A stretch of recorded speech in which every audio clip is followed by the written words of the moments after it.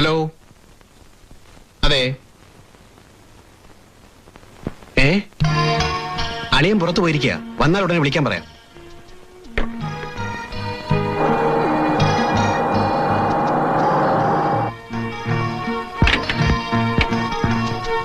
കമ്മീഷ് ഇപ്പൊ ഫോൺ വിളിച്ച് വെച്ചതേ ഉള്ളൂ. എന്താ മാവാ കാര്യം? അളിയൻ ഒന്നങ്ങോട്ട് വിളിക്കാൻ പറഞ്ഞു. എന്താ കാര്യം? വരൂ.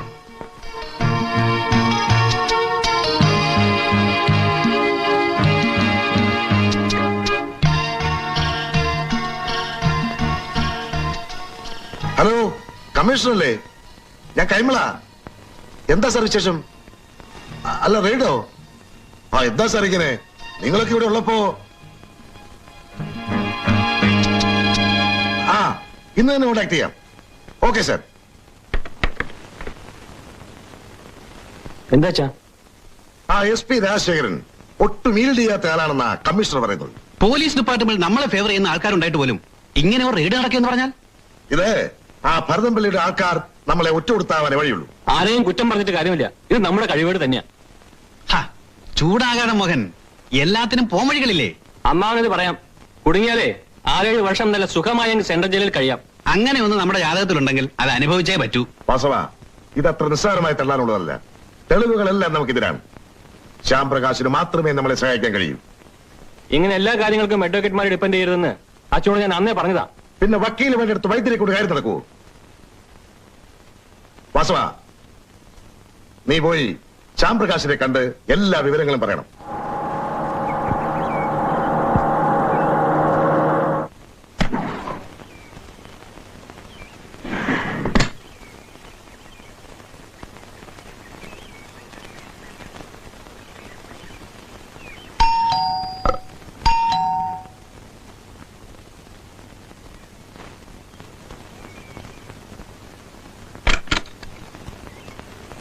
നമസ്കാരം.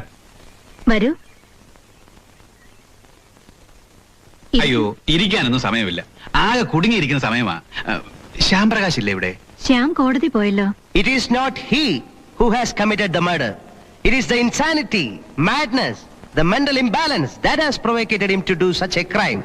How can he be held liable for this, sir? I am here only to request you to show some kindness on the accused. From the oral, documentary, primary, secondary and circumstantial evidences, it has been proved beyond doubt that the accused is insane. പ്രതി ഒരു മാനസിക രോഗിയാണെന്നുള്ള കാര്യം കണക്കിലെടുത്ത് Indian penal code section 84ന്റെ പരിഗണന നൽകി പ്രതിയെ വിട്ടയക്കണമെന്ന് ഞാൻ ബഹുമാനപ്പെട്ട കോടതിയോട് താഴ്മയായിട്ട് അപേക്ഷിക്കുകയാണ്. That's all, Your Honor.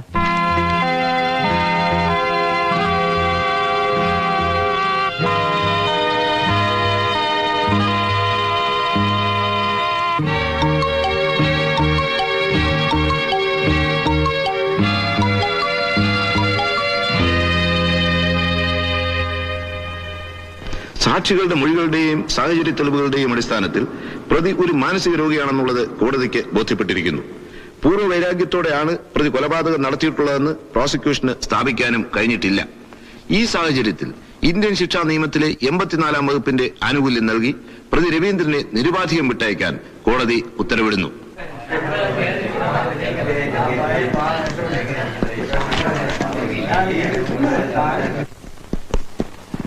Sir, ആ മെഡിക്കൽ സർട്ടിഫിക്കറ്റ് എങ്ങനെ ഒപ്പിച്ചു?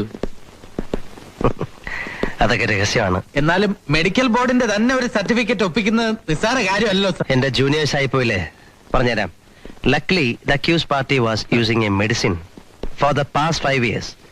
അയാൾ ഉപയോഗിച്ചുകൊണ്ടിരുന്ന ആ മരുന്ന് ബുദ്ധിഭ്രമത്തിനും പ്രിസ്ക്രൈബ് ചെയ്യാവുന്ന മെഡിസിൻ ആണെന്ന് ഞാൻ മനസ്സിലാക്കി. ആ പോയിന്റ് സ്ട്രെസ് ചെയ്താണ് മെഡിക്കൽ ബോർഡിനെ കൊണ്ട് ഇത് അപ്രൂവ് ചെയ്യിച്ചത്. ആരോടും പറയരുത് കേട്ടോ. താൻ കുറെ കാലമായോ ശ്യാംസാൻ ഡ്രൈവറായിട്ട്?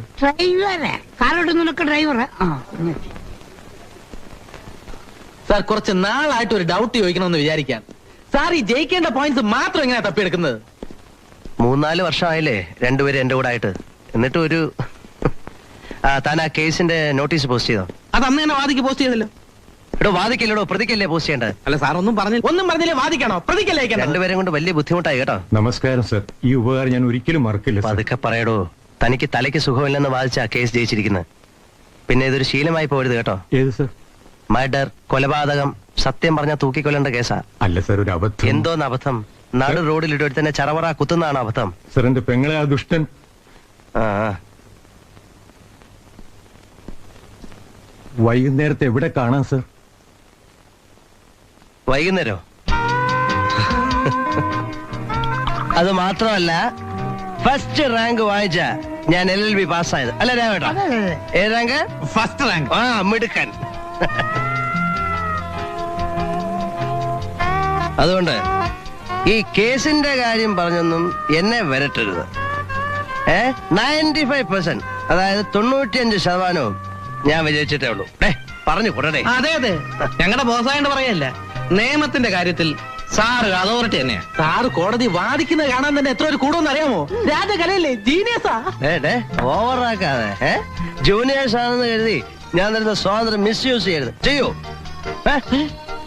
അല്ല, ചെയ്യൂല. സ്മോൾ വഴി, സ്മോൾ വഴി.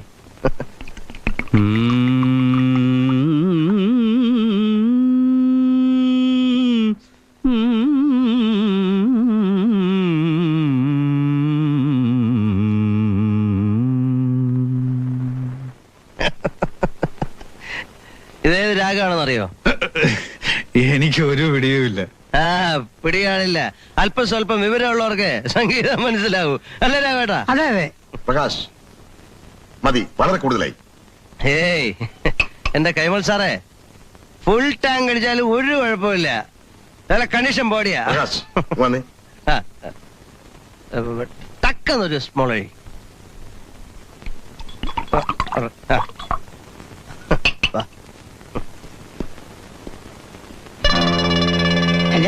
എന്താ ഇത്?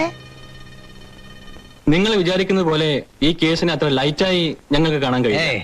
സോറി ബ്രദർ, ഇത്തരം സീരിയസ് കാര്യങ്ങൾ ഡിസ്കസ് ചെയ്ത് സ്പോയിൽ ചെയ്യാനുള്ളതല്ല ഈ ഈവനിങ്. പ്രകാശ്, തെറ്റിദ്ധരിക്കരുത്. ആ SP രാജശേഖരൻ നമ്മളെ ട്രാപ്പ് ചെയ്ത് അടങ്ങുമെന്ന മട്ടാണ്. അതൊക്കെ എനിക്ക് വിട്ടു തന്നേരെ. I will manage it.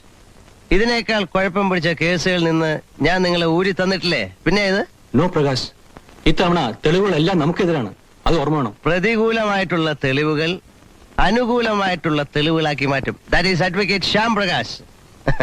മോനെ ഒന്ന് സമാനിപ്പിച്ചോളാം കൈമൾ സാറേ. Good night.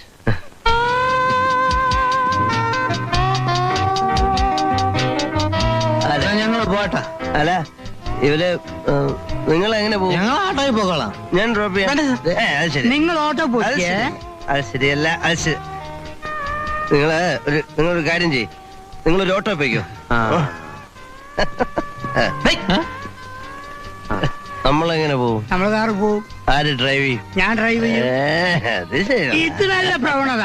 കള്ളു കുടിക്കുന്നവരെ ഞാൻ ഓട്ടണം, കള്ളു കുടിച്ചാൽ കുട്ടനെ ഓട്ടണം. ഈശ്വരനാണ് സത്യം. ഇത് ഞാൻ അമ്മയോട് പറഞ്ഞില്ലെങ്കിൽ എന്നെ പട്ടിനെ വിളിക്കുന്നത് വിളിച്ചോ. അല്ല. കൊറേ ഞാൻ സഹിക്കുന്നു, കൊറേ ഞാൻ സഹിക്കുന്നു. ശരി, ഞാൻ ഓടിക്കുന്നില്ല. മതി, ഞാൻ ഓടിക്കുന്നില്ല. പറയുന്നത് മനസ്സിലാക്കി. അങ്ങോട്ട് വാ. ഞാൻ ഓടിക്കുന്നില്ല. അങ്ങോട്ട് കയറി കയറി അങ്ങോട്ട് ഇരിക്കും, അങ്ങോട്ട് ഇരിക്കും, അങ്ങോട്ട് ഇരിക്കും, അങ്ങോട്ട് ഇരിക്കും. കാലി കാലി കാലി. അവിടെ ഇരിക്കും കേട്ടോ.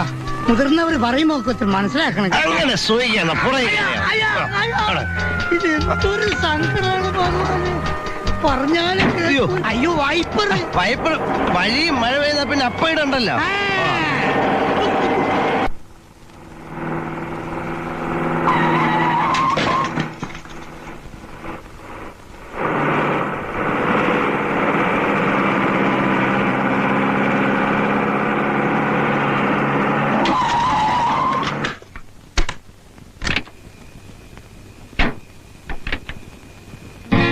പിന്നെ കാറിന്റെ ഹെഡ്ലൈറ്റ് ഓണാണ്. ആരുടെ? ആരുടെ? എന്റെ കാറിന്റെ ഹെഡ്ലൈറ്റ് ഓണാണ്. എവിടെ?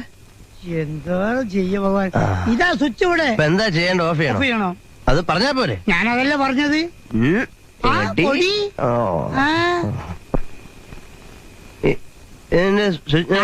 ഇതിന്റെ സ്വിച്ച് എവിടെയാണ്? സ്വിച്ച് ഇതാ ഇവിടുന്ന് രണ്ടാമത്. അയ്യോ, ഇങ്ങോട്ട് പോരേ. മതി. എങ്ങോട്ടാ എങ്ങോട്ടാ? വീട് ഇവിടെ ഇങ്ങോട്ടാ. എന്നെ വഴി പഠിപ്പിക്കല്ലേ? എനിക്കറിയാം, എനിക്കറിയാം.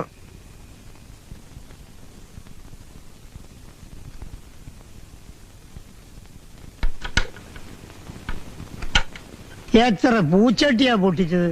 ആരെ? പൊട്ടേ. അതെ, ആ. അശ്രദ്ധയോടെ വണ്ടി ഓടിച്ചാൽ ഉണ്ടാകുന്ന കുഴപ്പം രാഘവേട്ടനെ മനസ്സിലാക്കി തരാനാ ഞാൻ അങ്ങനെ ഞാൻ ഓടിച്ചത്. വണ്ടിയിലിരുന്ന് സ്വർഗം കാണിയിരുന്നു. എന്നിട്ട് എങ്ങനെയുണ്ട് സ്വർഗം? കൊള്ളാം. ഏ? കൊള്ളാം. നമ്മൾ എപ്പോ വണ്ടി ഓടിച്ചാലും നല്ല കെയർഫുൾ ആയിട്ട് ഓടിക്കാവുള്ളൂ. ആ. ദൂരെ നിന്നൊരു വണ്ടി വന്ന ഇങ്ങോട്ട് തിരിച്ചിട്ട് അങ്ങോട്ട് തിരിച്ചിട്ട് അങ്ങനെ സ്ട്രെയിറ്റ് ആയി ഓടിക്കണം.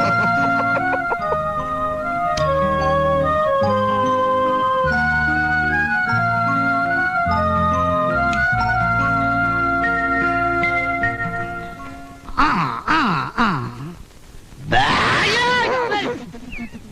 പേടിപ്പിക്ക. ഇവിടെ വാ, ഇവിടെ വാ, ഇവിടെ വാ. വരൂല, വരൂല. ആ വേണ്ട, വേണ്ട. വായ കഴിഞ്ഞിട്ട് കീറുന്നോ?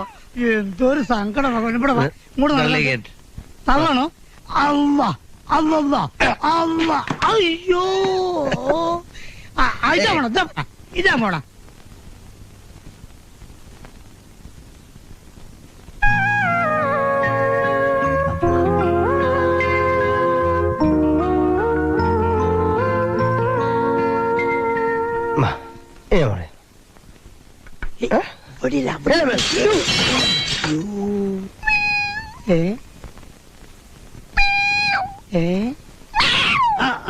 ഈ കണ്ട പൂച്ച അവിടെ അറിവും, അവിടെ കേട്ടോ. ഇവിടെ വാ, ഇവിടെ വാ, ഇവിടെ വാ.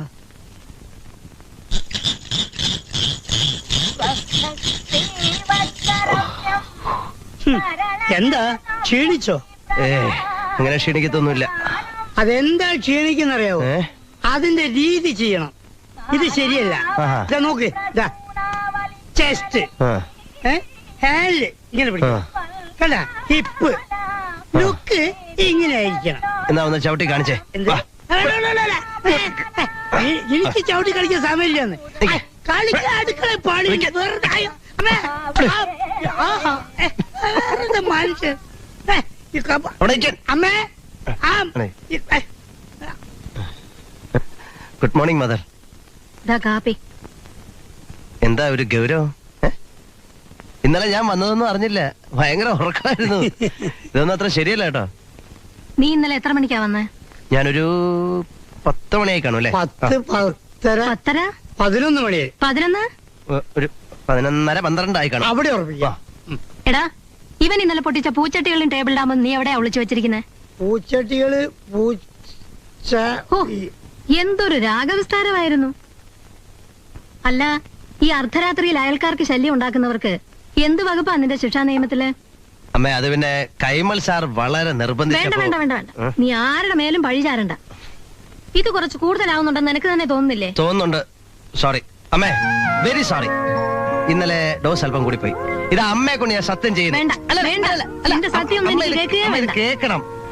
ഇന്ന് മുതൽ ഞാൻ ഉം. മദ്യപാനം കംപ്ലീറ്റ് ആയിട്ട് സ്റ്റോപ്പ് ചെയ്യാനൊന്നും പോകുന്നില്ല. അല്ല, അമ്മ അങ്ങനൊന്നും പേടിക്കണ്ട.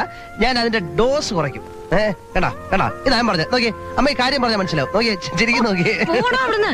പോയി കുളിച്ച് റെഡിയാകും. നന്നായി. കുഞ്ഞിന്റെ മുഖത്ത് നോക്കി ഇങ്ങനെ 2 വർത്താനം പറഞ്ഞത് വളരെ നന്നായി. അതെനിക്ക് ഇഷ്ടപ്പെട്ടു. അതൊരാവശ്യമാണ്. നീ വലിയ വർത്തമാനം ഒന്നും പറയണ്ട.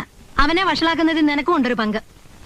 ഇത്രയും പറഞ്ഞോണ്ട് ചോദിക്കുക, സാറ് സ്വല്പം കഴിക്കും, വേറെ കുഴപ്പമൊന്നുമില്ലല്ലോ. ഇനി സ്വല്പം കഴിച്ചാൽ തന്നെ അത് ജോലിയെ ബാധിക്കുന്നില്ലല്ലോ. ഇനി അഥവാ ജോലിയെ ബാധിച്ചാൽ തന്നെ എന്താണമ്മേ, ഞാൻ അതിന് കൂട്ടു നിൽക്കുവോ? പൊയ്ക്കോ അവിടുന്ന്. അമ്മേ, അതെ വേണ്ട.